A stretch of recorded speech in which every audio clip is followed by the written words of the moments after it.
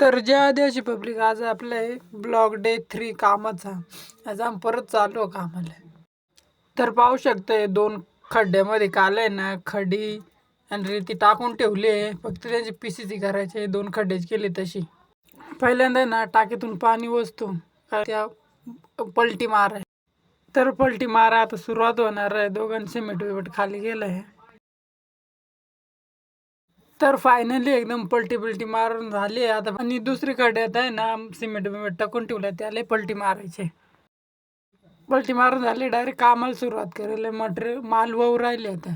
पाहू शकता एकदम पीसीसी बीसी एकदम फायनल झाली. फायनल करून थोडीशी बसली आहे पाणी बिणी पिऊन पुढची सुरुवात करण्यासाठी.